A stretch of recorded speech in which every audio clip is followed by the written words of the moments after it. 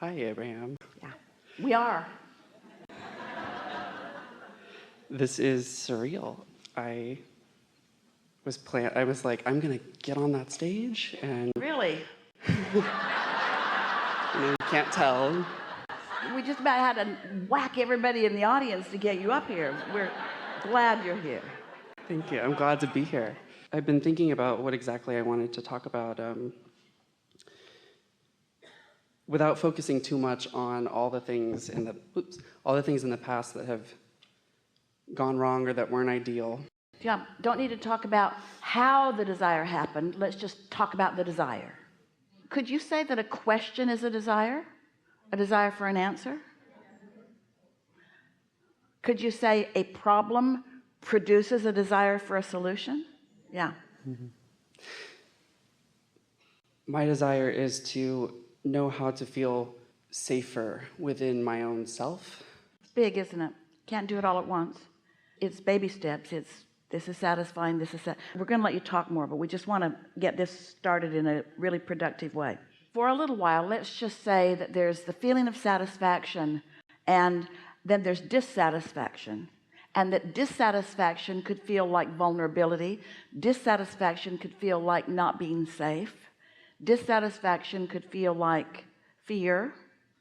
But let's just say there's satisfaction and other, because if you are awake, you're going to be offering a vibration which is going to be having some vibrational relevance with the emotion and the focus of your inner being. In other words, you just can't turn that off. You cannot turn that relationship sensor off. So if you're feeling less than satisfied, it just means you're focused screwy. We don't mean that you don't have justification for focusing there, because maybe something happened and you keep remembering it and bringing it forward and bringing it forward and bringing it forward, so you hold yourself in that chronic place. But it really is a choice that you have to start making now. So we're just going to offer a really strong statement, and we can tell you're paying attention, and we know for sure that you'll get this. You just have to find something to feel satisfied about, not conquering that fear. You don't have to conquer that fear, because every time you try to conquer that fear, the fear says, oh yeah. But if you're just looking for something to feel satisfied and satisfied and satisfied, and there are so many things, then you begin tuning yourself into a frequency that fearful, insecure vibration just becomes less and less practiced until it's a non-player in your experience. So conceptually, we know you got that. Did you move vibrationally? No, of course not. Not with one comment like that. It takes some practice of satisfaction. I guess it's hard to... No, it isn't. It does take focus, though. It's not just hard to work against law of attraction. It's impossible. It's really hard to offer a vibration and not feel the result of the vibration I'm offering. Yeah, that's true. It's hard to offer a vibration that is opposite of what my inner being feels and not feel negative emotion. Yeah, it's not just hard, it's impossible. You've got to redirect your focus, and you can't do it all at once. Start with things that are easier. If you practice feeling satisfaction about things that are easy for you to feel satisfaction about, then satisfaction becomes just the way you lean. And after a little while, even those things that you felt strong dissatisfaction about will just sort of dissipate. They will become a non-player in your vibrational balance. Just for fun, picture a whiteboard, a light board about the size of your bed, and let's draw a line right down the middle of it, and let's call that the satisfaction line. So here's all these little LED lights over here on the good feeling side of satisfaction, and here's all these LED lights on the other side, and let's call that dissatisfaction. So over here in dissatisfaction are subjects that you're afraid of, subjects that you remember that you felt victimized, subjects where you felt disadvantaged, subjects where you felt misunderstood. And over here are subjects where you felt praised and where you praised, where you felt clear and were clear, things where you felt invincible, things where you felt disadvantaged. So you got a picture of this light board. So now you're moving through your day, and you are where you are, and that's okay. And let's say you weren't really tuned up by this conversation, and so you're just having a normal knee-jerk response to life day, and you turn on the television and half the lights on the board light up. In other words, there's so much to feel dissatisfied about if you focus there. So let's say you practice some of those thoughts, and then you go to lunch with somebody and you practice some more. That board is just so active and so ready to light up. In other words, it's just practiced, and the more you practiced, it's like a really bright half of the bed. But let's say that on this new morning that you wake up and you've decided that you're going to look for things to feel satisfied about, and right as soon as you get out of bed you find something that you feel satisfied about and you focus on it, and it's not anything monumental, it's not anything to write home about, but it lights up. And now you've got your day off on a different foot. And now, because of the cooperative component nature of that lighted light, other satisfying thoughts like that one begin to sort of flicker a little bit. And if you're in the receiving mode, you begin receiving impulses about those. You see how it works? So got to catch it early, because once it gets going, it's hard. You're right. But if you start the day off that way, it gets easier and easier until you'll find yourself with this good feeling side of the bed light board imagined thing just bright all the time. And it's a rare time that something displeasing comes back in. Something could have happened 20 years ago, and if you haven't activated it, it's dissipated so much it's not a player in your vibration at all. But most people don't do it that way. Most people remember it. They talked about it 20 years ago and 19 years ago and 18 years ago, and it's a big player in your repertoire of what you offer around the entertainment in the nail salon. I was recently kind of abandoned by my mom, and Good. yes, it is good. Really, It is good. mothers are overrated because they think they're smarter than you, and they think that they get to live your life for you, and they think that they should get to make all the decisions for you. And so mothers are a lot to overcome. Yes. And How you doing out there, Mom?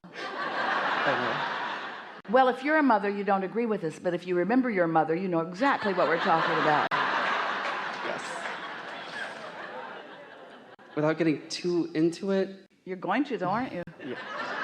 Well, because it comes to a bigger question. Yeah, but you see what you're doing? You're doing what almost everybody does. You're in this place where you feel this dissatisfaction, and we get it. And you want to explain why you feel it, because you really don't want it. So it feels like you should explain it to justify it. But explaining it only holds you there longer, and you're really not wanting to keep that vibration active. You don't want to keep bringing it forward into your now, into your now, into your now. It's more irrelevant than you are right now understanding.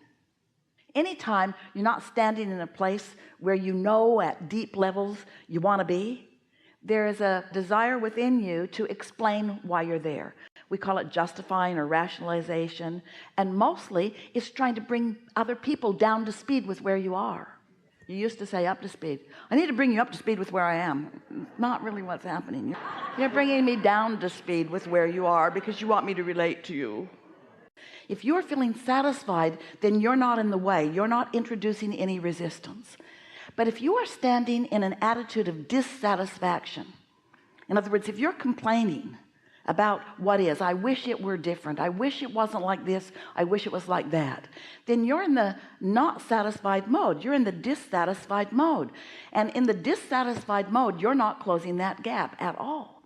Now, as humans, you want to explain to yourself and to others and to us why it's justified that you're dissatisfied. And we'll give you that. We know sometimes you're standing with not enough money or with too much of something you don't want. We get that. In other words, we know that sometimes your current bouncing off place isn't all that pleasant, but it is a bouncing off place. And that's the thing that we want you to realize. When you're standing where you don't want to be, you're bouncing off into something better, but most of you don't bounce so well. Your inner being takes the bounce. Your inner being says, all right, here we go. But if you're dissatisfied, then you don't go. And then your dissatisfaction is amplified because, now these are new words, hear them. Your dissatisfaction is amplified because your inner being took off where you pointed and you didn't go to. We have enjoyed this interaction immensely. We've enjoyed it so much. There just isn't anything else that you need to know, and that guy leaving the room knows it. Came, got it, got everything I came for.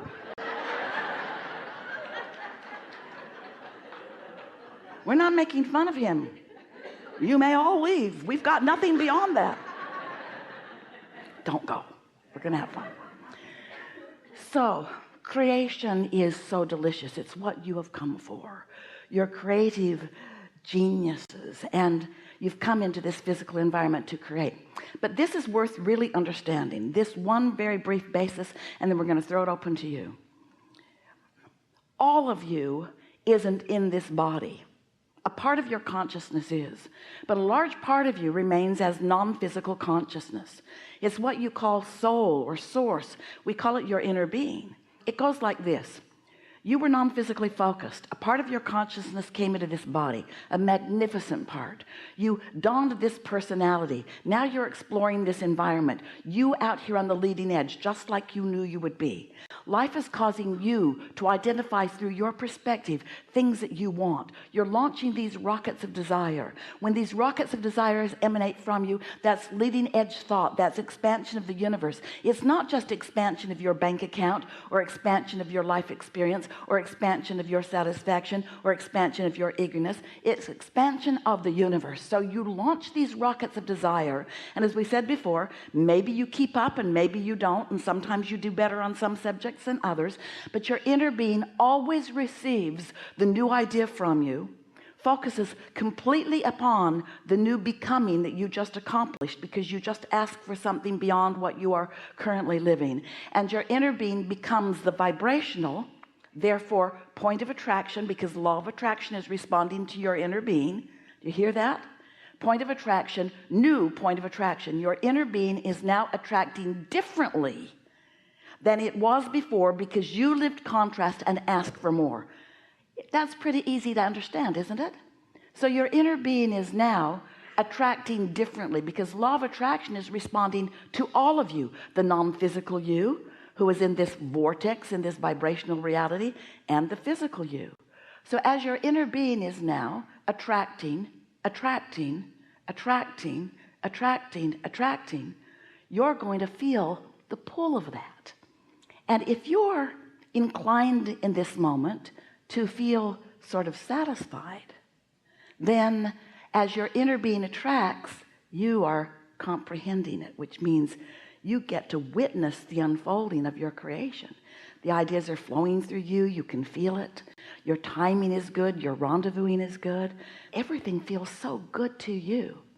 But if you're in the dissatisfied mode, then while this new attraction is going on with your inner being, you're feeling more miserable as you notice that, as you emotionally notice, as you feel sort of in your solar plexus, as you vibrationally interpret, you can sometimes feel that you're not up to speed, and that doesn't feel so good to you.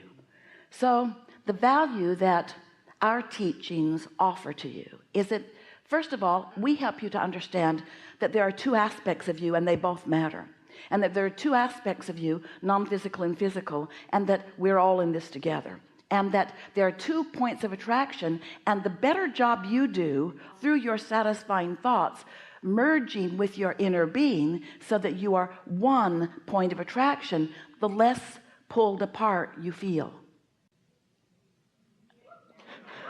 And negative emotion is the sensation of you pulling yourself apart a little bit.